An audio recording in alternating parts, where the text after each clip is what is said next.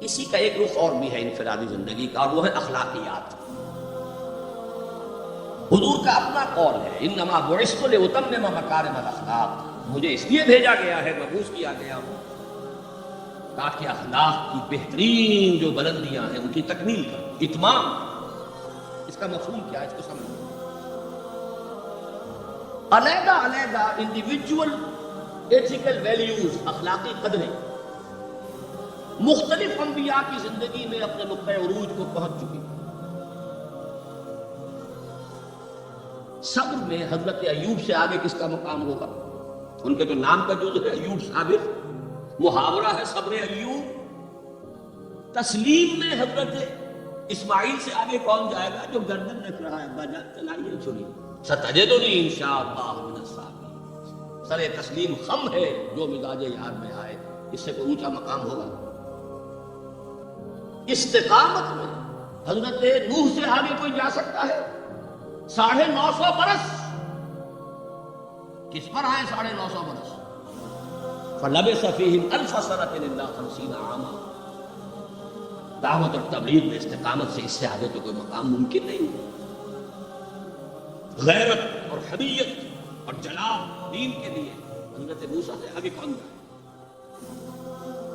زہد اور لذات دنیا سے کنارہ کشی میں حضرت مسیح اور حضرت یحییٰ سے آگے کون سا مقام؟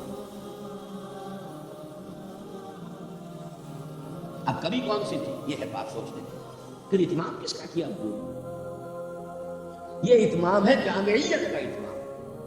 ان تمام اقدار کو جمع کر کے ایک بہترین گلدستہ توازن اعتدال کے ساتھ ان سب کو ایک شخصیت میں جمع کر دینا، یہ ہے وہ اتمامی اور تکمیلی شان جو محمد رسول اللہ صلی اللہ علیہ وسلم کی ہے اس میدان میں۔ زہد بھی ہے لیکن ازواج مطہرات بھی ہے، نکاح بھی ہے۔ وہ زہد نہیں ہے کہ جو رحمانیت والا تھا۔ حضرت عائشہ کی شہادت ہے کہ حضور بیٹھے ہوتے تھے ہمارے ماں بہن اور پیار اور محبت کی باتیں ہوتی تھیں، وہ زاہد خشک کا معاملہ نہیں تھا حضور کا۔ حضور نے خود فرمایا مجھے تمہاری اس دنیا سے 3 ہی چیزیں پسند ہیں، ان میں سے ایک عورت کا ذکر کیا، کوئی حجاب نہیں، جو فطرت ہے جو اللہ نے بنائی، بھرپور آئلی زندگی بسر کی، بہت محبت کرنے والے، محبت دینے والے شوہر۔ لیکن جیسے ہی اذان کی آواز آتی تھی ایسے اٹھ کر چلے جاتے تھے کہ جیسے ہم سے کوئی تعلق ہی نہیں، سروکار ہی نہیں، ہم سے واقف ہی نہیں کرتا۔ یہ ہے وہ درمیان قارے دریا تختہ بندم کر دہی، باز بھی گوئی کے دامن تر مکن ہوشیار باش۔ اچھا دیکھیے یاد آ گیا ہے، آپ کی بھی طبیعت اس وقت جو ہے میں تو دیکھ رہا ہوں آپ کی آمادگی ہے، وقت کچھ زیادہ بھی صرف ہو جائے تو کوئی حرج نہیں۔ رجم کا ایک واقعہ ہو رہا ہے حضرت مسیح کی زندگی۔ وہ میری مگدلین پڑھا ہوگا، زانیہ تھی، جرم ثابت ہو گیا، اسے رجم کرنے کے لیے لے کے جا رہے تھے، شور مچا ہوا تھا، حضرت مسیح بھی گزر رہے تھے، کیا معاملہ ہے؟ یہ ہے۔ فرمایا ٹھیک ہے چلو، خود بھی چلے۔ اب جب اسے باندھ دیا گیا، اب کھڑے ہو کے فرمایا ٹھیک ہے، قانون ہے رجم کا اور یہ شریعت موسوی کا حکم ہے، رجم ہونا چاہیے، لیکن اس کو پہلا پتھر وہ مارے جس نے خود کبھی زنا نہ کیا۔ میں کہتا ہوں حیرت ناک بات ہے یہ کہ اتنی شرافت ان لوگوں میں تھی کہ ایک ایک جو ہے وہاں سے کھسکنا شروع ہو گیا، مجمع چھپ گیا۔ یہ ایک رخ ہے زندگی کا۔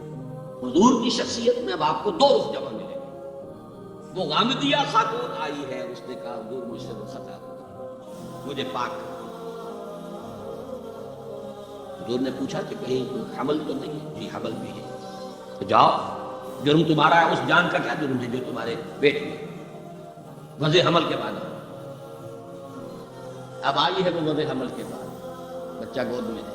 حضور وہ مرحلہ طے ہو گیا، مجھے پاک کر دیجیے، رجم کر دیجیے، میں پاک ہو جاؤں، دنیا کی سزا میں آخرت میں۔ فرمایا ابھی تو اس بچے کی زندگی تمہارے ساتھ وابستہ ہے، آؤ دودھ پلاؤ۔ کچھ دنوں کے بعد پھر آئی ہے، بچے کے ہاتھ میں روٹی کا ٹکڑا ہے، کھا رہا ہے۔ فرمایا ہاں ٹھیک ہے، لے جاؤ اس کو رجم کر دو، اللہ کا حکم ہے۔ لا تاخذکم رأفۃ فی دین اللہ ولا تاخذکم بہما رأفۃ فی دین اللہ۔ اللہ کا حکم نہیں کرنا ہوگا، چاہے اپنے سینے پر پتھر رکھنا پڑے، رجم کرنا، لیکن جب رجم ہو گیا ہے وہ خاتون جو ہے ان کا انتقال ہو گیا، کسی کی زبان سے نکل گیا کتنی بے حیا عورت تھی، حضور نے ڈانٹ دیا نہیں، اس عورت نے وہ توبہ کی ہے کہ اگر تمام مدینے والوں پر تقسیم کر دی جائے تو سب کی نجات کا ذریعہ۔ یہ تمام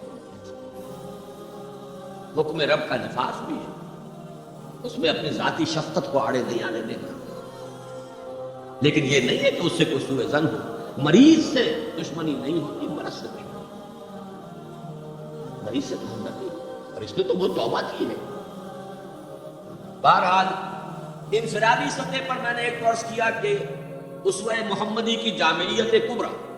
نمبر 2، اخلاقی میدان میں تکمیل، یعنی تمام جتنی اخلاقی اقدار ہیں بلند اور اعلیٰ، ان کا مجموعہ حسین گلدستہ جس میں ہر شے اپنے اپنے مقام پر صحیح توازن اور اعتدال کے ساتھ ہے، یہ ہے خاص معاملہ محمد رسول اللہ صلی اللہ علیہ وسلم۔ دوسرا اسوہ حضور کا وہ میں بیان کر چکا، ایک ماڈل پیش کرتا ہوں، نوع انسانی کے لیے ایک ماڈل، وہ نظام قائم کیا، کس نے کیا؟ محمد رسول اللہ نے کیا صلی اللہ علیہ وسلم۔ اگرچہ یہ نوٹ کر لیجئے کہ اس ماڈل کا جو اصل ہے دور، وہ ہے دور فاروقی۔ یہاں بھی کہیں آپ یہ نہ کہیں توہین کر رہا ہے، دور نبوی نہیں ہے اس کا ماڈل۔ کیوں؟ حضور کی حیات طیبہ میں تو ابھی انقلابی عمل جاری تھا، ریولوشنری پروسیس تھا، اپنے پورے جوبن کے نظام قائم ہوا اور آپ کا انتقال ہو گیا، بلکہ آپ نے خود چوز کیا ہے، اللہم فی الرفیق الاعلیٰ، اے اللہ بس میرا کام پورا ہو گیا، اب میں مزید یہاں رہنے کو تیار ہوں۔ خود خطبہ دیا آپ نے، بلکہ اسے اگر سوء ادب نہ سمجھا جائے تو میرے دل میں تو ایک بات ہے کہ اگر حضور کے قدموں میں اللہ نے پہنچا دیا میدان قیامت میں یا عالم آخرت میں، تو شکوہ کروں گا کہ حضور آپ نے جلدی کی۔ ابھی جو عرب ایمان لائے تھے یدخلون فی دین اللہ افواجا، ابھی ان کی کچھ اور تربیت آپ فرماتے ہیں، کچھ اور دن آپ دنیا میں قیام فرماتے۔ چوائس ہوتا ہے نبی کا، یہ تو حضور کی حدیث ہے۔ انبیاء کا معاملہ خاص ہے کہ جب وقت آ جاتا ہے اس وقت انہیں چوائس دے دیا جاتا ہے، ابھی مزید رہنا چاہتے ہیں تو رہیے، اور اگر واپس آنا چاہتے ہیں تو ٹھیک ہے، آپ کا وہ وقت جو ہے ہو چکا۔ اسی پر تو حضور نے فرمایا تھا مرض وفات میں جب ذرا سا وقفہ ہوا ہے اور افاقہ ہوا ہے، حضرت ابوبکر نماز پڑھا رہے تھے مسجد نبوی میں، اور حضور پھر اپنے اس افاقے کی وجہ سے حضرت علی اور حضرت عباس رضی اللہ تعالیٰ عنہما کے کندھوں پر اپنا ایک ایک ہاتھ دست مبارک رکھ کر مسجد میں تشریف لائے۔ حضرت ابوبکر ہٹنے لگے پیچھے، جب آپ امامت فرمایا آپ نے اشارے سے کہا نہیں تم امامت کرو، حضرت ابوبکر کے پہلو میں بیٹھ گئے، کھڑے نہیں رہ سکتے۔ اب آپ نماز پڑھ رہے تھے، حضرت ابوبکر آپ کی اقتدا کر رہے تھے، اور باقی پوری جماعت حضرت ابوبکر کی اقتدا۔ یہ خاص نماز ہے، یہ ایک ہی نماز ہے جو اس رنگ میں پڑھی گئی۔ اس نماز کے بعد آپ نے خطبہ دیا، اللہ نے اپنے ایک بندے کو یہ اختیار دیا ہے، چاہے وہ دنیا میں رہے اور چاہے وہ واپس آ جائے، بندے نے اللہ کی طرف لوٹنے کو قبول کر لیا۔ حضرت ابوبکر رو پڑے، باقی صحابہ نہیں سمجھے کہ یہ تو ایک خاص بات کہی جا رہی ہے، کسی اور کی حکایت ہے، کیا ہے۔ حضرت ابوبکر رو پڑے، سمجھ گئے کہ معاملہ کیا ہے، اب آپ نے فیصلہ کر لیا۔ بہرحال میں یہ عرض کر رہا تھا کہ حضور کی حیات طیبہ بہت گمبھیر انقلابی عمل ہے جو اس کے اندر چھایا ہوا ہے، اس میں پھر ابھی اس نظام کی برکات جو ہے وہ نمایاں کی موجود ہے، نمایاں نہیں۔ اسی طرح حضرت ابوبکر کے کل 2.25 سال، اور وہ بھی جس انقلاب کی تکمیل حضور نے کر دی تھی، اس کے خلاف جو کاؤنٹر ریولوشنری موومنٹس اٹھی ہیں ان کو کم کرنے میں سارا وقت صرف ہو گیا۔ مسلمہ کذاب اٹھ کھڑا ہوا ہے، فلاں جو ہے یہ نبیہ بن کر دعوے دار بن کر کھڑی ہو گئی ہے، اس نبی اور نبیہ کا نکاح بھی ہو گیا ہے، ایک طوفان، منکرین زکوٰۃ کھڑے ہو گئے۔ اور شاید آپ نے کبھی نوٹ نہ کیا ہو، نوٹ کر لیجئے، یہ سورت تو آپ پڑھتے ہی ہیں، اذا جاء نصر اللہ والفتح ورأیت الناس يدخلون فی دین اللہ افواجا، لیکن یہ کہ اس کی ایک برعکس تصویر بھی ہے، وہ دیکھ لیجئے کہ حضور کے انتقال کے بعد وہ جو فوج در فوج آئے تھے، فوج در فوج نکل بھی گئے، یخرجون من دین اللہ افواجا، اور دارالاسلام جو ہے وہ صرف مدینہ تک محدود ہو کر رہ گیا تھا۔ حضرت ابوبکر کی فضیلت جو ہے در حقیقت اسی سے ظاہر ہوتی ہے۔ with an iron fist and with an iron will. اس طرح آپ نے مقابلہ کیا اور کریکٹ کر دیا تمام قوت. حضرت عمر تک گھبرا رہے ہیں, مشورہ دے رہے ہیں کہ دیکھیے ایک دم تین محاذ نہ کھول دیجیے, حالات بڑے خراب, بڑے نازک. آپ نہ تو جیش اسامہ کو روک رہے ہیں, ٹھیک ہے آپ کا کہنا ہے کہ جس لشکر کا عالم جو ہے حضور نے عطا کر دیا ہو, میں کیسے اس لشکر کو روکوں. پھر آپ مدعیان نبوت کے خلاف بھی لشکر بھیج رہے ہیں, وہ بھی سمجھ میں آتا ہے, وہ تو کافر ہو گئے, مرتد ہو گئے, لازماً ان کے خلاف تو جہاد کرنا ہے. لیکن کم سے کم ان زکوٰۃ کا انکار کرنے والوں کے معاملے میں سوچیے, نرمی کیجیے, تیسرا محاذ نہ کرو. انہوں نے نہ کسی نئے نبی کی دعوت کو قبول کیا ہے, نہ وہ ابھی نماز کا انکار کر رہے ہیں, بلکہ زکوٰۃ بھی یہ نہیں کہتے کہ ہم نہیں دیں گے, صرف یہ کہتے ہیں کہ ہم حکومت کو نہیں دیں گے. تو تھوڑی سی نرمی کی. حضرت عمر کو ڈانٹ بلائی حضرت ابوبکر نے, اے عمر تم دور جاہلیت میں تو بڑے سخت تھے اور بڑے ہمت والے تھے, اسلام میں آ کر کمزور ہو گئے. اور پھر وہ تاریخی الفاظ کہے ہیں, ایبدل الدین وانا حی, کیا دین کے اندر ترمیم ہوگی جبکہ میں ابھی زندہ ہوں؟ میری زندگی میں دین میں ترمیم ہوگی. خدا کی قسم اگر کسی اور نے میرے ساتھ نہ دیا, میں تنہا جاؤں گا اور ایمان ہی زکوٰۃ سے جہاد کروں گا. یہ آئرن ول اور آئرن فسٹ. ابو بکر رقیق القلب نحیف الجثہ.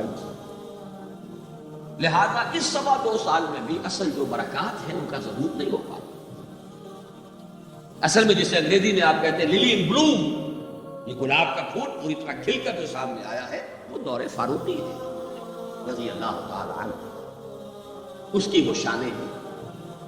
وہ سفیر کا واقعہ سنا چکا ہوں.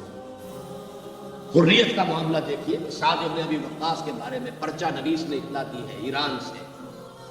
گورنر ہے ایران کے حضرت سعد بن وقاص, اور گورنر اس لیے ہے کہ خود فاتح ایران ہے. یہ ریوڑیوں کی طرح بٹی ہوئی گورنریاں نہیں ہے کہ اس کو دے دو اس کو دے دو, جس کو چاہو دے دو. خود فاتح ایران سعد بن ابی وقاص. اور آدمی کون ہے وہ؟ ایک ہی انسان ہے جس کے بارے میں حضور نے فرمایا, اے سعد تم پر میرے ماں باپ قربان. غزوہ احد میں جب لڑزہ کیا ہے کفار نے اور حضور کو شہید کرنے کے لیے سر توڑ کوشش کی, اس وقت تیر اندازی کر رہے تھے حضرت سعد ابن ابی وقاص رضی اللہ تعالیٰ عنہ, یا عشرہ مبشرہ. اس وقت حضور نے کہا تھا تیر چلائے جاؤ اے سعد, تم پر میرے ماں باپ قربان. وہ سعد ہے کہ پرچہ نویس نے اطلاع دی ہے کہ سعد نے اپنے گھر کے باہر ایک ڈیوڑی بنا لی ہے, دربان کھڑا کر دیا ہے, حضرت بلال کو بھیجا ہے, خط میں ڈانٹ دی ہے. لیکن بلال کو حکم تھا کہ پہلے جا کر ڈیوڑی کو آگ لگا دینا, پھر یہ خط دینا. سعد نے آگ لگائی ہے, پھر جا کر یہ خط دیا ہے. خط میں لکھا ہے, سعد لوگوں کو ان کی ماں نے آزاد جنا تھا, تم نے انہیں اپنا غلام کب سے بنا دیا. حریت کا اس سے اونچا تصور کوئی ہوگا؟ ایک عورت ٹوک رہی ہے, عمر جی محمد عورت تھی, یہ کیا تم نے حکم نافذ کیا ہے؟ یہ مہر اس سے زیادہ نہیں ہوگا. ہمارے رزق پر اللہ نے کوئی حد نہیں لگائی, تم کون ہوتے ہو حد لگانے والے؟ قرآن کی آیت ہے, وآتیتم احداہن قنطارا, تم نے اگر اپنی کسی بیوی کو ڈھیروں دیا ہو سونا تب بھی واپس نہیں لے سکتے. جب قرآن نے ڈھیروں سونے تک کی اجازت دی ہے, تم کون ہوتے ہو اس کے اندر ترغیب کرنے؟ عمر وہی کہتے ہیں, آج ایک بڑھیا نے عمر کو دین سکھایا اور آرڈیننس واپس ہو. حریت, احتساب, تنقید, مساوات, اگر یہ کچھ چڑیاؤں کے نام ہیں, ہمارے لیے جو یہ چڑیاں ہیں ان کا ہے, صرف شکلیں ہیں, نام ہے, حقیقت کہیں نہیں. ان تمام چیزوں کی بتمام و کمال حقیقت دیکھتی ہو تو حضرت فاروق بیت المقدس کا سفر کر رہے ہیں, ایک اونٹ تقریباً 700 میل کا سفر, کوئی نجی سفر نہیں ہے, کوئی انٹوریج نہیں ہے, کوئی 250, 300, 400 آدمی ساتھ نہیں ہے, کوئی پورا بوئنگ 747 نہیں لے جایا گیا عمرے کے لیے. ایک اونٹ ایک خادم, اسی اونٹ پر راشن بھی ہے, لہذا بیک وقت 2 آدمی نہیں بیٹھ سکتے, ایک ہی آدمی سواری کر سکتے. ایک منزل میں خلیفہ وقت اوپر بیٹھے ہیں اور خادم نکیل پکڑ کر آگے چل رہا ہے, اگلی منزل میں خادم اوپر بیٹھا ہے, خلیفہ وقت کے اوپر, اور آخری وقت میں باری اتفاقاً آ گئی خادم کی. اس نے ہاتھ جوڑ دیا کہ خدا کے لیے لوگ کیا کہیں گے, میرے سر ہو جائیں گے. فرمایا نہیں, دور نہیں, باری تمہاری. اور اس محاذ پر تھے کون کمانڈر؟ ابو عبیدہ بن الجراح رضی اللہ تعالی عنہ امین هذه الامہ. جب غلغلہ ہوا آ گئے عمر تشریف لے آئے. اب وہ آئے استقبال کے لیے، دیکھا کپڑے سخت میلے، ننگے پاؤں، درمیان میں کہیں کیچڑ آیا تھا، پیدل چل کے آ رہے تھے تو جوتے بھی ہاتھ میں لے لیے تھے. کہا یہ آپ کیا کر رہے ہیں؟ اپنا حلیہ کو درست کیجئے، یہ بڑا متمدن ملک ہے، بڑے مہذب لوگ ہیں یہ شام کے لوگ، کیا کہیں گے؟ ڈانٹ پلائی ہے حضرت ابو عبیدہ کو. نحن قوم اعزنا اللہ بالاسلام. اے ابو عبیدہ کیا ہو گیا تمہیں؟ ہم وہ لوگ ہیں کہ ہمیں جو عزت اللہ نے دی ہے وہ اسلام سے دی ہے، کپڑوں سے نہیں. واقعہ یہ ہے وہ highest by great man reached and kept. یہ مثالیں، یہ آئیڈیا، یہ اسوہ ہے. اور اس میں کمال عمر کا نہیں ہے، کمال محمد رسول اللہ کا ہے. درخت اپنے پھل سے پہچانا جاتا ہے، عمر تو درخت کا پھل، ابو بکر اس درخت کے پھل ہیں. صحابہ کرام اس شجرہ طیبہ کے پرتو بھار اس وقت تو محبت کا ہے سن.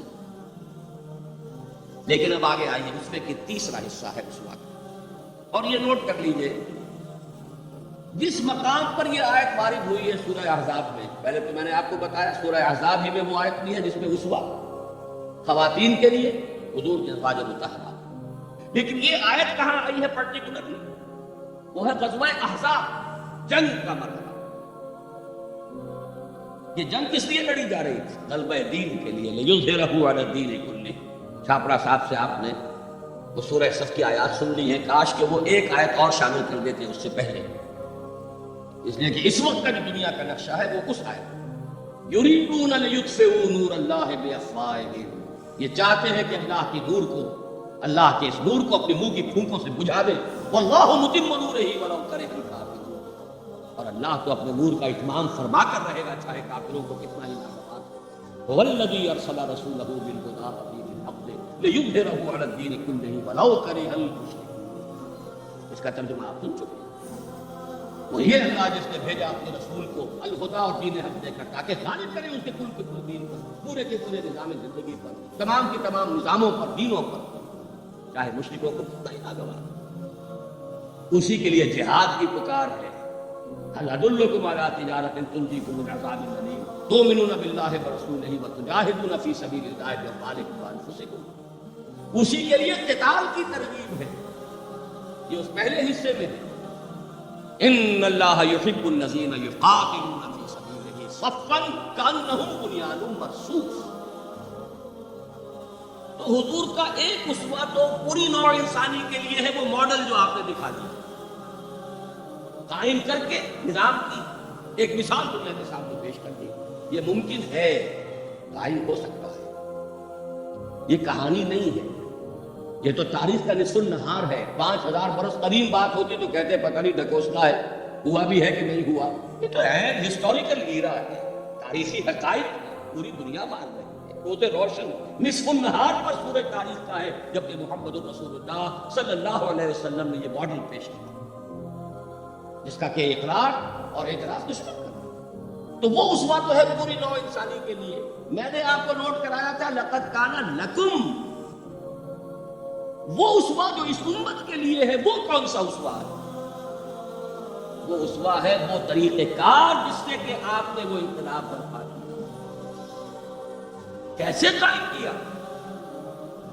منہج کیا تھا، منہاج کیا تھا، طریقہ کار کیا تھا، پہلے کیا کیا تھا، پھر کیا کیا تھا، اگلا قدم اٹھایا تو کیوں اٹھایا، پہلے نہیں اٹھایا تو کیوں نہیں اٹھایا تھا. کیا سبب ہے کہ مکے میں حکم دیا جا رہا ہے چاہے تمہارے ٹکڑے اڑا دیے جائیں، تمہیں زندہ آگ کے اندر جلا دیا جائے، تب بھی تم ہاتھ نہیں اٹھاؤ گے. کفو ایدیکم، اپنے ہاتھ بندھے رکھو. نو ریٹیلیشن، نو ریونج، کوئی انتقام نہیں، کوئی قصاص نہیں. آئے گا وہ وقت جب تمہارے ہاتھ کھول دیے جائیں گے. نغمہ ہے بلبل شوریدہ تیرا خام ابھی، اپنے سینے میں اسے اور ذرا تھام ابھی. ابھی اپنے ہاتھ رو کے رکھو چاہے تمہارے جسم کے ٹکڑے کر دو. کیا وجہ؟ پھر کیا وجہ ہے؟ ہاتھ کھل گئے، کیوں کھل گئے؟ فیصلہ کن چیز کون سی تھی؟ ہاتھ بندھے ہوئے تھے تو کیوں بندھے ہوئے تھے؟ کھلے تو کیوں کھلے؟ کب کھلے؟ کس تبدیلی کی وجہ سے کھلے؟ کیا وجہ ہے کہ سن 6 میں صلح حدیبیہ کر رہے ہیں اور بظاہر گر کر اور دب کر ہر مسلمان کا خون کھول رہا. حضرت عمر سے تو ضبط نہیں ہو سکتا. ساری عمر پچھتاتے رہے کہ میں نے گستاخی کا معاملہ کیا تھا. جو جا کر حضور سے کہا تھا کیا ہم حق پر نہیں؟ ہاں ہم حق پر ہیں. تو پھر ہم دب کر صلح کیوں کر رہے ہیں؟ فرمایا میں اللہ کا رسول ہوں، وہی کر رہا ہوں جس کا مجھے حکم ہے. یہی بات حضرت علی نے کی جب سہیل ابن عمر نے کہا ہے کہ یہ معاہدہ جو لکھا جا رہا ہے صلح کی دستاویز، اس میں آپ کے نام کے ساتھ رسول اللہ کا لفظ نہیں ہوگا، اس لیے دستاویز پر تو دونوں پارٹیز کے دستخط ہوتے ہیں. اگر ہم آپ کو اللہ کا رسول مان لیں تو جھگڑا کائے گا. ہم تو نہیں مانتے کہ آپ اللہ کے رسول ہیں. یہ معاہدہ ہوگا محمد ابن عبداللہ اور قریش کے مانتے. وہی مسکرا کر بات فرمائی، تم مانو یا نہ مانو میں اللہ کا رسول ہوں، لیکن اے علی مٹا دو جو یہ کہہ رہا ہے مانو کہ لکھ دو محمد ابن عبداللہ. عرض کیا حضور یہ میں نہیں کر سکتا. غیرت و حمیت حضرت عمر میں ہے، حضرت علی میں ہے، کوئی فرق نہیں. کچھ فرق نہیں ان چاروں میں. معلوم ہوا ہے کرنے ایک ہی سورج کی. اس اعتبار سے نوٹ کیجئے کہ خون کھول رہا ہے. خون کھولنے کی مثال میں آپ کو اب دیتا ہوں. ایک ایک شخص کا خون کھول رہا ہے، یہاں تک کہ ابو بکر کا خون کھول رہا ہے. یہ دوسری بات ہے، ضبط اتنا ہے کہ بولے نہیں. کیسے معلوم ہوا کہ خون کھول رہا تھا ابو بکر کا؟ جب صلح ہو گئی حضور نے فرمایا مسلمانوں اب احرام کھول دو، جو ہدی کے جانور ہیں یہی ذبح کر دو. کوئی نہیں اٹھا. دوسری مرتبہ فرمایا مسلمانوں اٹھ جاؤ، اٹھو. اب جو ہو گیا صلح ہو گئی ہے، احرام کھول دو. کوئی نہیں اٹھا. ابو بکر بھی نہیں اٹھے، ایک آدمی نہیں اٹھا. تیسری مرتبہ پھر حیران ہو گئے صحابہ کا یہ حضور کا حکم. اس کی ایک توضیح ہے وہ میں بعد میں عرض کروں گا، لیکن پہلے واقعہ کیا اس کو سمجھیں. دل گرفتہ ہو کر حضور اپنے خیمے میں گئے، ناراض ہو کر دل گرفتہ. حضرت ام سلمہ تھا ساتھ تھی رضی اللہ تعالیٰ، بڑی مدبر خاتون، بہت مدبر خاتون. جا کر کہا ہے کہ مسلمانوں کا یہ حال ہے سب کا. میں نے 3 مرتبہ کہا ہے، کوئی نہیں اٹھا. حضرت ام سلمہ نے مشورہ دیا حضور آپ کسی سے کچھ کہیے نہیں، اپنا احرام کھول دیجیے، قربانی دیجیے. اب آئے ہیں آ کر اپنا احرام کھول دیا قربان. اب سب اٹھ گئے، سب نے قربانیاں دی. میرے ذہن میں اس کی تعبیر یہ ہے کہ لوگ منتظر تھے. اسے کہا جاتا ہے فلسفے میں حالت منتظرہ. پتہ نہیں حضور ہمارا امتحان تو نہیں لے رہے، یہ احرام کیسے کھولتے بغیر اٹھا کیے؟ یہ تو اللہ اور اس کے رسول کی طرف سے ہماری غیرت و حمیت کا امتحان تو نہیں. اس سسپینس میں تھے. جب دیکھا کہ حضور نے تو کھول دیا احرام، قربانی دے دی. اب گویا کہ کوئی شک اور شبہ کی بات نہیں رہی. یہی منشائے نبوت ہے، یہی حکم. لہٰذا کوئی ایک بھی نہیں تھا کہ جو پیچھے رہ گئے.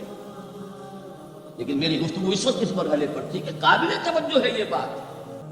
2 سال قبل سن 6 میں حضور صلی اللہ علیہ وسلم بظاہر گر کر دب کر صلح کرتے، اور 2 سال کے بعد قریش کا سردار آ کر ابو سفیان خوش آمدید کر رہے ہیں. اس لیے میں ادب کا اس سے نام دوں گا کہ ایمان لے آئے بات صحابی خدا کے لیے ہماری طرف سے خطا ہوئی ہے. ہمارے ایک قبیلے نے، ہمارے حلیف قبیلے نے صلح کو توڑا ہے، رینیو کر دیجئے، دوبارہ وہ ٹریٹی ہو جائے، دوبارہ بات. حضور نہیں سن رہے، سفارش سے کرا رہے، حضرت علی سے کرا رہے ہیں، فلاں سے کرا رہے ہیں. خدا کے لیے سفارش کرو، منواؤ. ابو سفیان بڑے مدبر انسان، انہیں پتا تھا اب ہمارے اندر طاقت نہیں ہے، اب ہم مقابلہ نہیں کر سکتے محمد کا. 2 برس جو حضور کو مل گئے، اس میں جو آپ نے پھر اپنی دعوت اور جو تنظیم اور تربیت کے مراحل جس تیزی کے ساتھ آگے بڑھائے، خیبر فتح کر لیا. اتنی بڑی فتح صلح حدیبیہ کے فوراً بعد، جب اندرون ملک عرب کوئی اندیشہ نہیں رہا، سیدھے آپ نے تیر کی طرح رخ کیا خیبر، اور وہ گڑھ اور قلعہ جو ہے یہود کا، اس کو پاش پاش کر دیا. اب طاقت اتنی ہو چکی تھی کہ ابو سفیان کو معلوم ہے we are no match to محمد صلی اللہ علیہ وسلم. اس لیے بلکہ اس میں بھی واقعہ سن لیجیے. حضرت ام حبیبہ ابو سفیان کی بیٹی ہے، حضور کے نکاح میں ہے. معلوم ہوا کہ دس از دی نیئرسٹ اپروچ. اس سے زیادہ سفارش اور کون سی ہوگی؟ اپنی بیٹی جو ہے خود نبی کے گھر میں. بڑی امیدیں لے کر گئے ہوں گے ابو سفیان. حضرت ام حبیبہ کی گجرے میں جب گئے، چارپائی پر بیٹھنے لگے تھے، انہوں نے کہا ابا جان ذرا ٹھہریے، بستر بچھا ہوا تھا اس کو طے کر دیا، کہا اب بیٹھے۔ اب یہ قریش کا سردار، مکے کا چیف، پوچھتے ہیں بیٹی یہ بستر میرے لائق نہ تھا یا میں اس بستر کے لائق نہ تھا؟ فرمایا ابا جان آپ اس بستر کے لائق نہیں ہے، یہ محمد الرسول اللہ کا بستر، آپ مشرک ہیں، کافر ہیں، نجس ہیں۔ تو میں یہ کہا کرتا ہوں کہ کیا ان کو خیال رہا ہوگا کہ کیا سفارش کے لیے اس بیٹی سے کہے جن کا معاملہ، جس کا طرز عمل یہ، لیکن قابل غور ہے، سیرت پر اس اعتبار سے غور نہیں ہوگا۔ اول تو سیرت کے جلسوں میں تو یہ باتیں ہوتی نہیں، تو پتہ نہیں آپ کیسے سن رہے ہیں بیٹھ کر، ورنہ تو زلفوں کی بات ہونی چاہیے، کالی کملی کی بات ہونی چاہیے، سایہ تھا یا نہیں تھا یہ بحث ہونی چاہیے، مورتے کے بشر تھے اس پر ہونی چاہیے دھواں دھار تقریر۔ یہ چیزیں جو میں کہہ رہا ہوں یہ تو سیرت کے موضوعات میں سے شماری نہیں، لیکن یہ کہ جلسوں کو چھوڑیے کتابوں میں نہیں، جس کو میں کہہ رہا ہوں فلسفی آف دی سیرہ، یہ سیرت کا فلسفہ ہے، ایک سیرت ہے، جیسے آپ کو معلوم ہے تاریخ ہے، ایک تاریخ کا فلسفہ، ہسٹری اینڈ فلسفی of history, they are two different subjects. History میں واقعات آئیں گے، یہ ہوا یہ ہوا یہ ہوا یہ ہوا، فلسفہ بحث کرتا ہے انڈر کرنٹس کیا تھے، اسباب کیا تھے، کوئی جیتا تو کیوں جیتا، کوئی ہارا تو کیوں ہارا، rise and decline of Roman empire, rise ہوئی تو کیوں ہوئی، ڈکلائن ہوا تو کیوں، فلسفہ اس کا نام۔ تو فلسفہ سیرت یہ ہے کہ وہ جو منہج انقلاب ہے اس کے مراحل کیا ہے سیرت میں، ورنہ تو ان چیزوں کو تضادات کہا جائے گا، کیا یہ تضاد نہیں؟ جس کو ٹوائن بھی نے ایک جملے کے اندر، بڑا زہر میں بجھا ہوا جملہ ہے، لیکن آپ کو معلوم ہے اس دور کا سب سے بڑا فلسفی تعریف کا ایک جملے میں کاٹ کر دی ہے سیرت کی، محمد failed as a prophet but succeeded as a statesman، نقل کفر نہ باشا، محمد ایک نبی کی حیثیت سے تو ناکام ہو گئے، ایک مدبر اور سیاستدان کی حیثیت سے کامیاب، اس لیے کہ مکے والا محمد جو ہے صلی اللہ علیہ وسلم وہ تو نبی نظر آ رہا ہے، دعوت تبلیغ، گلی گلی کوچے کوچے، پتھر کھا کر بھی دعائیں دے رہے ہیں، گالیاں کھا کر بھی، گالیاں کھا کے بے وضع نہ ہوا، یہ سارا طرز عمل نبیوں کا یہی طرز عمل ہوتا ہے، مسیح کا یہی تھا، یحییٰ کا یہی تھا، لیکن وہاں تو ناکام ہو گئے، کامیاب تو مدینے میں ہوئے، مدینے والا تو شہ سوار ہے، مدینے والے جو ہے وہ تو سپہ سالار ہے، مدینے والا جو ہے وہ تو سیاستدان ہے، ڈپلومیٹ ہے، اگر برا سینس نکال دیں ڈپلومیٹ کے لفظ سے، سیاستدان، مدبر۔ محمد failed as a prophet, succeeded as a statesman، اور یہی در حقیقت منڈومری واٹ نے اسی جملے کی شرح لکھی ہے 2 والیومز میں، Muhammad at Mecca, Muhammad at Medina, contrast دکھانے کے لیے کہ مکے والا محمد اور ہے، مدینے والا محمد اور ہے صلی اللہ علیہ وسلم، وَفِدَاءُ آبَاؤُنَا وَأُمَّهَاتُنَا، اور ان کو بلایا گیا تھا سیرت کانفرنس میں، مرکزی سیرت کانفرنس، اس لیے کہ اس نے محمد ایٹ مدینہ میں واقعہ یہ ہے کہ کوئی لفظ چھوڑا نہیں تعریف والا جو نہ کر دیا انہوں نے، دور اندیشی، معاملہ فہمی، تدبر، فراست، انسان شناسی، موقع شناسی، ایک مدبر اور سیاستدان کے لیے جتنے بھی الفاظ ہو سکتے ہیں تعریف کے وہ سب، لیکن یہ سٹل جو ان کا ذہن، جو ان کا بار ہے اس کو سمجھنا آسان کام نہیں ہوتا۔ یہ 2 والیومز میں یہ تضاد دکھا ہے، اب اس تضاد کو کیسے ریزالو کریں گے؟ در حقیقت یہ ایک انقلابی پروسیس کے مدارج ہیں، مراحل ہیں، ان کی صحیح پہچان اگر ہوگی تو وہ کام ہو سکے گا جو محمد عربی نے 1400 برس قبل کیا، یہ نہیں ہوگا اور آپ دنیا کے مروج طریقوں سے چاہیں گے کہ وہ انقلاب برپا ہو جائے جو محمد نے برپا کیا تھا صلی اللہ علیہ وسلم، تو یہ خیال است و بحال است و جن کام ہو نہیں پائے۔ اب دیکھیے میری گفتگو کو، آج کے انسان کی سب سے بڑی ضرورت ایک جسٹ سوشل آرڈر، اس لیے کہ اب انسان جا رہا ہے ورلڈ آرڈر، جو اگر ایڈجسٹ ہوا تو ہر انسان جو ہے اس کے شکنجے میں چکا جائے، اس کا ماڈل محمد دے چکے 1400 برس قبل صلی اللہ علیہ وسلم، لیکن اسے تو ابھی قائم کرنا پڑے گا، کتابوں میں لکھا ہوا ماڈل کوئی نہیں مانے، you need a living model, زندہ ماڈل، جیسا کہ میں نے آپ کو بتایا کہ وسط ایشیا کی ریاستوں میں ہر جگہ یہ پکار ہے، ہمیں ماڈل چاہیے۔ وہ ماڈل کیسے وجود میں آئے گا؟ بالکل اسی طرح جیسے کہ پہلے وجود میں. اور یہ بھی قول ہے جو کہ آج تذکرہ ہوا تھا مولانا ابوالکلام آزاد مرحوم کا، کیونکہ جہاں تک 1912 سے 1920 تک کا ابوالکلام ہے میں انہیں اون کرتا ہوں.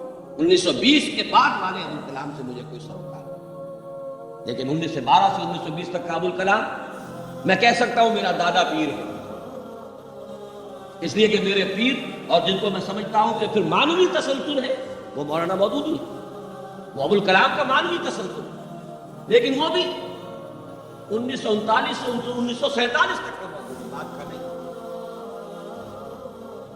بات کے مودودی نے جو کچھ یہاں آ کر سیاست کا رخ اختیار کیا ہے اسے میں صحیح نہیں سمجھتا. ہاں 1939 میں جو مضامین لکھے تھے مسلمان اور موجودہ سیاسی کشمکش حصہ سو، اس کی بنیاد پر جو جماعت قائم ہوئی تھی وہ غیر سیاسی خالص انقلابی جماعت ہے. اس نے تحریک پاکستان کا بھی ساتھ نہیں دیا، 46 کے الیکشن تک میں حصہ نہیں لیا، کسی ایک شخص سے نہیں کہا کہ ووٹ دو، نہ خود دیے. وہ ایک ریولیوشنری پارٹی، جبکہ پاکستان میں آ کر وہ ایک پولیٹیکل پارٹی، اسلام پسند قومی سیاسی جماعت، جبکہ اس سے پہلے وہ اصولی اسلامی انقلابی جماعت.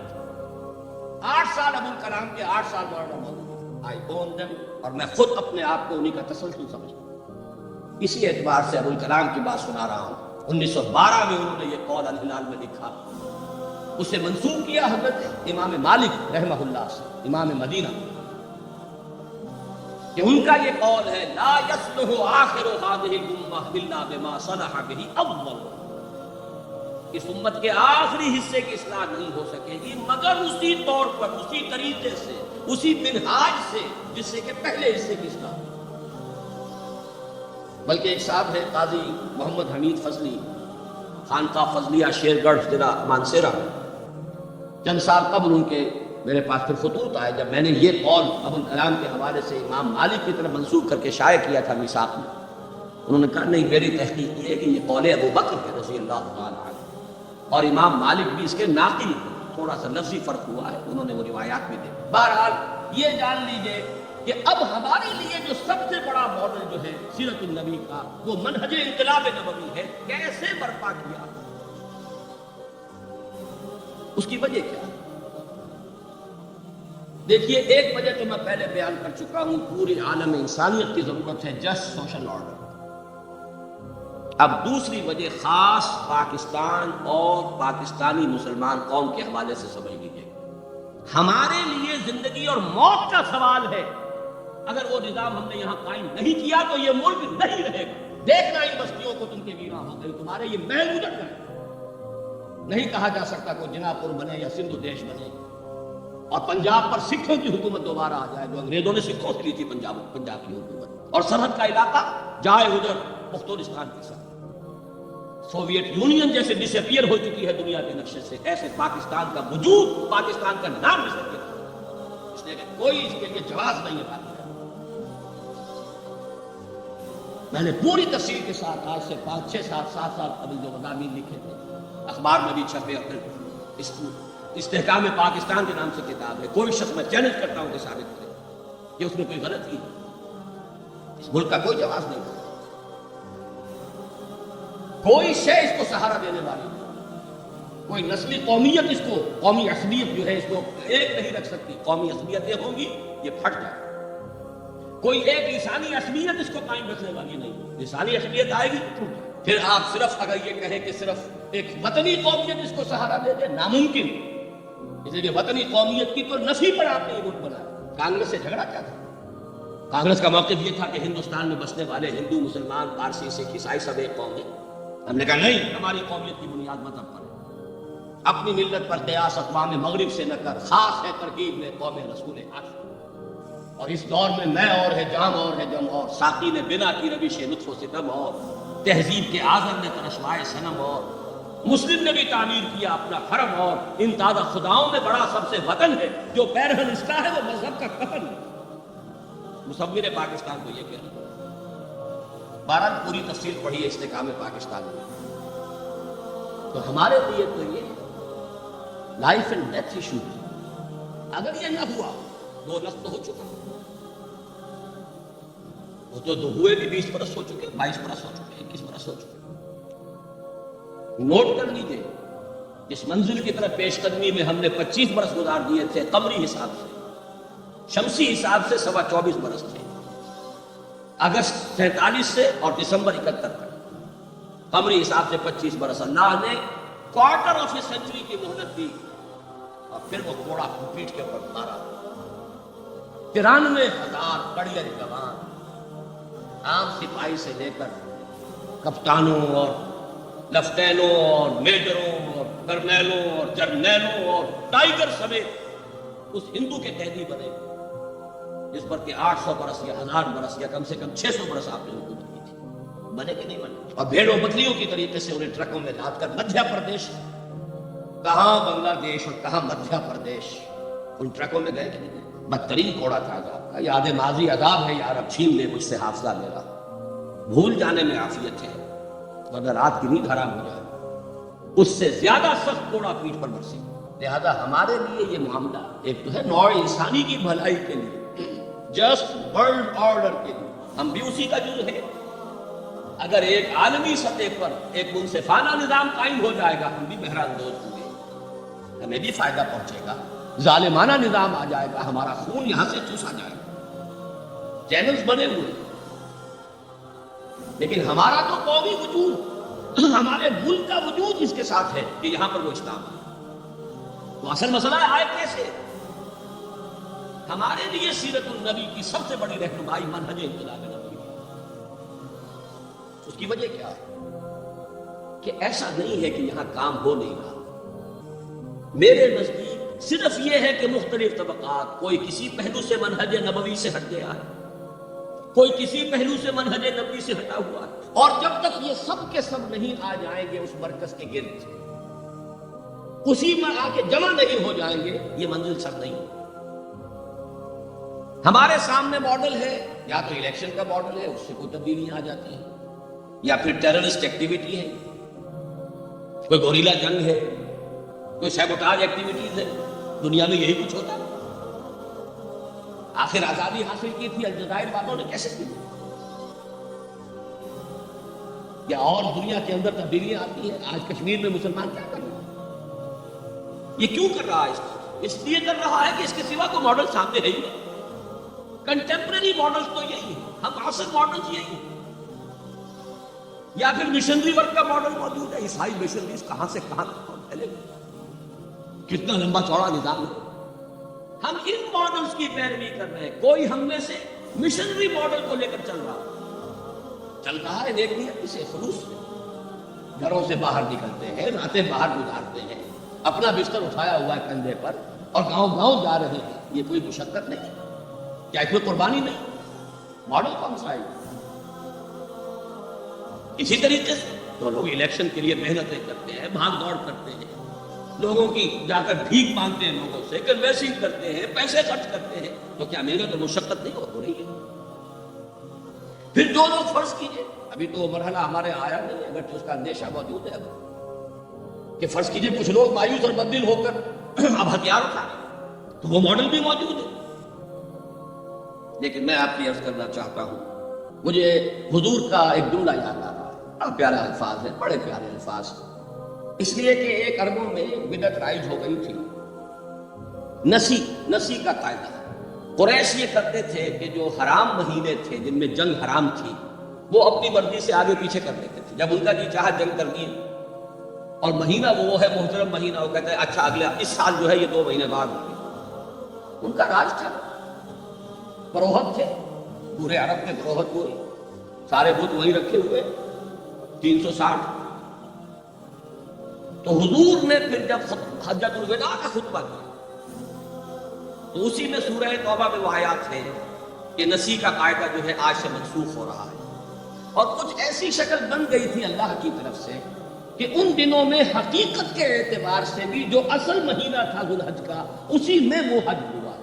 یہ سارے نسی مطلب ایک دفعہ نسی کر کے 2 مہینے ہٹایا، پھر آگے 2 مہینے اور ہٹا دیا، ہوتے ہوتے اس سال حجۃ الوداع میں بالکل صحیح جگہ پر وہ اشہر حرم تھے اور انہی کے اندر صحیح تاریخوں میں حج ہوا۔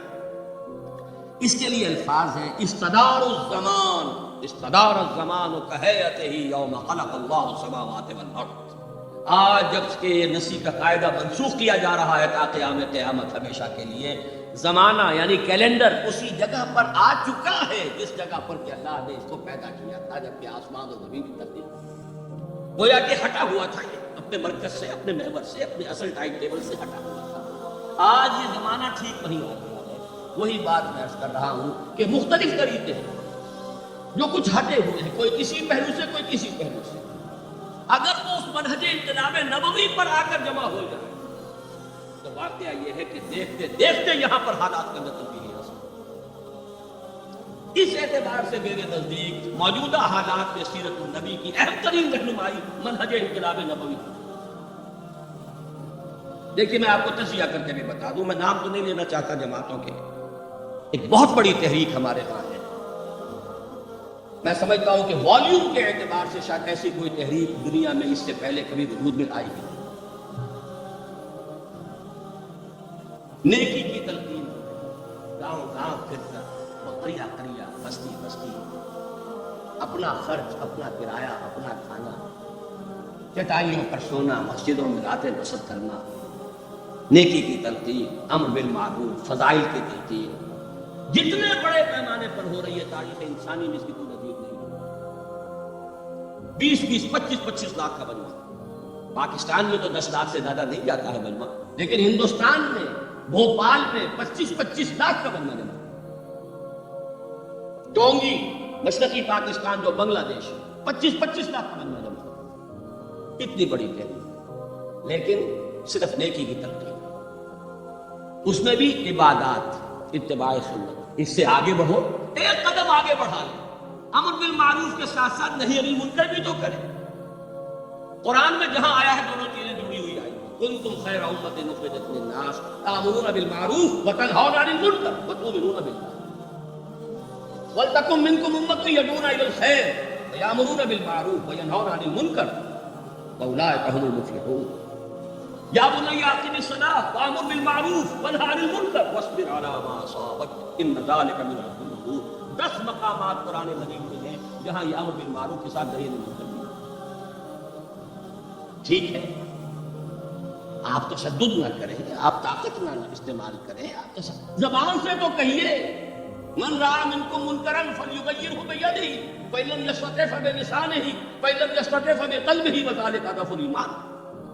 تم میں سے کوئی شخص بدی کو دیکھے، برائی کو دیکھے، اس کا فرض ہے کہ اپنے ہاتھ سے، طاقت سے روکے، اگر اس کی طاقت نہ رکھتا ہو زبان سے تو روکے، اس کی بھی ہمت نہ ہو تو دل میں نفرت کو رکھے۔ ہمیں یقین ہے دل میں نفرت ہے، لیکن یہ کہ اگلا قدم بڑھائیں، زبان سے تو کریں، باز آؤ حرام خوریوں سے، ختم کرو اس سود کے نظام کو، کہو تو صحیح خدا کے بندے یہ کیا ہو رہا۔ آپ نے دیکھا ہوگا وہ نہی عن المنکر ہی کے لیے، اور وہ بھی زبان ہے۔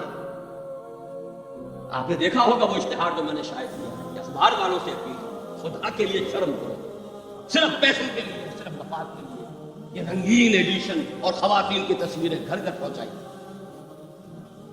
اور ایک سے ایک آگے جاتا ہے، مقابلہ ہے، کون زیادہ کلیئر پکچر شائع کر سکتا ہے، کون اس سے زیادہ آگے جو ہے شہوت انگیز تصویریں شائع کر سکتا ہے، سارا مقابلہ اس میں۔ اور ایک دفعہ میں نے ایک صاحب سے کہا تھا، میر خلیل الرحمان صاحب فوت ہو گئے، ان سے میں نے کہا تھا خدا کے لیے آپ سوچئے، دولت کے اتنے انبار آپ کے پاس ہو چکے ہیں، آپ ایک بڑی اسٹیٹ کے مالک ہیں، صحیح ہے، آخر موت بھی تو آنے والی ہے۔ میں نے دیکھا تھا ان کے چہرے پر اس وقت آثار تھے، میں نے محسوس، اس زمانے میں جنگ میں میرے مضامین چھپ رہے تھے، ان سے کچھ ملاقاتیں ہوتی تھی، استحکام پاکستان پہلے جنگ ہی میں تو چھپا تھا، تو جب یہ رابطہ ہوا میں نے کہا کم سے کم مجھے تو کہنے کا ادا کرے، مجھے امید تھی کہ کچھ سوچے، لیکن نہیں۔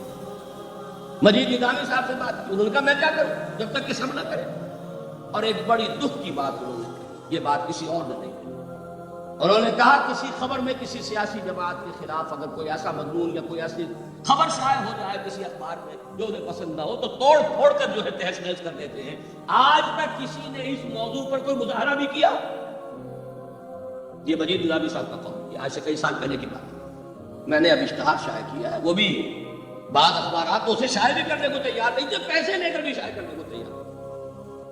بہرحال وہ جو طاقت ہے، تقویٰ، تدین، تعداد بہت بڑی ہے، کاش اللہ تعالیٰ کی قدرت سے تو کچھ بڑی نہیں، اللہ ان کے دلوں کو کھول دے، اللہ ان کو آگے ایک قدم بڑھانے کی توفیق دے دے۔ طاقت بہت بڑی، ہیومن پوٹینشل بہت بڑا، لیکن ایک قدم آگے بڑھو۔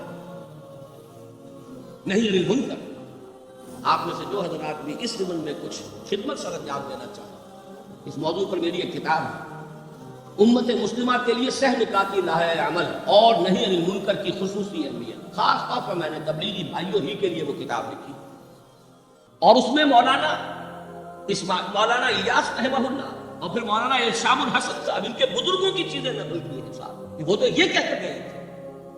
بہرحال جیسا کہ میں نے عرض کیا، طاقت تو ہے، بلکہ مجھے ایک حدیث کے الفاظ یاد آ رہے ہیں کہ جب رمضان مبارک آ جاتا ہے تو جو اس کی برکتیں ہیں اس کو حضور نے یوں فرمایا کہ ندا کی جاتی ہے، یا باغی الخیر اقبل یا باغی الشر ادبر، اے خیر کا طلب کرنے والا اب آگے بڑھ، کمر کس لے، ہمت کس لے، اس لیے کہ یہ تو خیر کا، نیکی کا، تقویٰ کا، روحانیت کا موسم بہار ہے، لوٹ لو جتنا لوٹ سکو، آگے بڑھو، اور اے شر کے طالب پیچھے ہٹ، کچھ کم کرو، کچھ شرم کر کے یہ رمضان کا مہینہ، یا باغی الخیر اقبل یا باغی الشر ادبر۔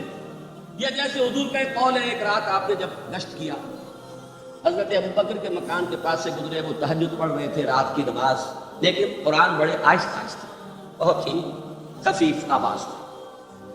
حضرت عمر کے پاس سے گزرے، وہ بڑے جاہ و جلال کے ساتھ تلاوت کر رہے تھے قرآن۔ صبح ملاقات ہوئی، حضور نے فرمایا کہ ابوبکر تمہارے پاس سے میں گزرا، تم بہت مدھم آواز میں پڑھ رہے تھے۔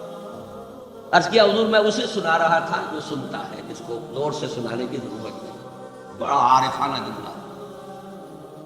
حضرت عمر سے پوچھا کہ تمہارا کیا معاملہ، تم بڑے بلند آواز سے؟ فرمایا، عرض کیا کہ میں شیطان کو بھگا رہا ہوں۔ دونوں باتیں صحیح ہیں، ایک جلالی مزاج ہے، ایک جمالی مزاج ہے۔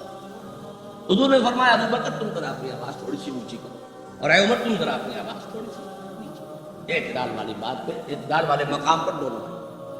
اسی پر میں عرض کر رہا ہوں کہ ایک بڑی طاقت ہے وہ ایک قدم آگے بڑھنے، اور اس کے لیے جن کی بھی خواہش ہو، اور تبلیغی جماعت کے جن اگر اکابر تک پہنچا سکیں، یا ان کے جو بھی ذمہ دار ہیں، سوچنے سمجھنے والے لوگ ہیں، وہ کتاب پہنچائی، یہ آپ کا ایک جہاد ہوگا، آپ کی ایک کوشش ہوگی۔ کیا پتا کس کو کس کا دل جو ہے اللہ تعالیٰ کھول دے، اور کسی ایسے اہم آدمی کا دل کھول دے کہ جس کا ایک دل جو ہے وہ لاکھوں کے دلوں کو کھولنے کا ذریعہ بن جائے، اور آپ اس کا ذریعہ بن جائیں۔ دوسری قوتیں ہمارے ہاں، میں سب کو جمع کر رہا ہوں، جینرک ٹرم جو کبھی وہ شیخ رشید صاحب نے ڈرگز کے لیے استعمال کی تھی۔ ایک وہ جماعتیں ہیں جو آج تک تو الیکشن ہی کے اوپر دھرنا مار کر بیٹھی رہی ہیں کہ اسی سے اسلام آ جائے گا، انقلاب آ جائے گا، شریعت نافذ ہو جائے گی، یہ ہو جائے گا، اور بات بظاہر اتنی سادہ سی ہے، اکثریت کے ووٹ اگر ہمیں مل جائیں گے، حکومت ہمارے ہاتھ میں آ جائے گی، اور پھر ہم انقلاب برپا کر دیں گے، نظام تبدیل کر دیں گے۔ سو سمپل، حساب بہت ہی عمدہ، لیکن بالکل ثابت ہوا اسی طرح جیسے کہ یہ طے کیا گیا تھا۔ چوہوں نے طے کیا بلی کے گلے میں گھنٹی باندھ دی جائے تو مسئلہ حل ہو جائے گا، but who should bell the cat. وہ 45 برس تو بیت گئے، سن 51 میں پہلا الیکشن ہوا تھا، تو کم سے کم 41 برس تو بیت چکے، چلے چلو کہ وہ منزل ابھی نہیں آئی۔ اس پر مجھے اس وقت کچھ کہنے کی ضرورت نہیں، اس لیے کہ میں یہ دیکھ رہا ہوں کہ اکثر وہ جماعتیں جو اس راستے پر عمل پیرا تھی اب خود مایوس ہو چکی ہیں۔